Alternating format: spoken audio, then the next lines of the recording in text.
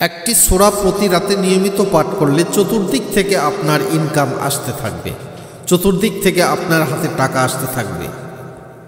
কোরআন ও হাদিসে এমন অনেক আমল বা কাজের কথা বলা হয়েছে যা রিজিক বৃদ্ধি করে এবং জীবনে বরকত নিয়ে আসে। তবে কিছু সূরা অভাব ও দারিদ্র্য দূর করার জন্য বিশেষভাবে ফজিলতপূর্ণ হিসাবে হাদিসে উল্লেখ করা হয়েছে। এর মধ্যে সবচেয়ে উল্লেখযোগ্য হল সূরাতুল ওয়াকিয়া।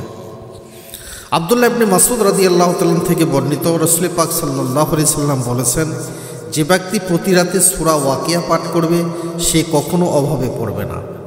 হাদিসটি বাইহাকি সোয়াবুল ঈমান। এই হাদিসের উপর ভিত্তি করে অনেক আলিম রিজিকের সচ্ছলতার জন্য প্রতি রাতে এই সূরাটি পাঠ করার পরামর্শ দেন। কোরআন ও হাদিসের রিজিক বৃদ্ধির জন্য সূরা পাঠের পাশাপাশি কিছু আমলের উপরও গুরুত্ব দেওয়া হয়েছে। 1 নম্বর, তাকওয়া বা আল্লাহ ভীতি অবলম্বন করা। যে ব্যক্তি আল্লাহকে ভয় করে, আল্লাহ তার জন্য উত্তরণের পথ তৈরি করে দেন এবং এমন উৎস থেকে রিজিক দান করেন যা সে কল্পনাও করতে পারে না। 2 নম্বর, তওবা ও ইস্তেগফার পাঠ করা। আল্লাহর কাছে ক্ষমা প্রার্থনা করলে তিনি রিজিকের দরজা খুলে দেন। আল্লাহ বলেন, তোমরা তোমাদের রবের কাছে ক্ষমা চাও, নিশ্চয়ই তিনি পরম ক্ষমাশীল।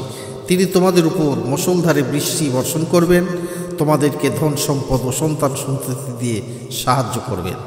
3 নম্বর, আত্মীয়তার সম্পর্ক বজায় রাখা।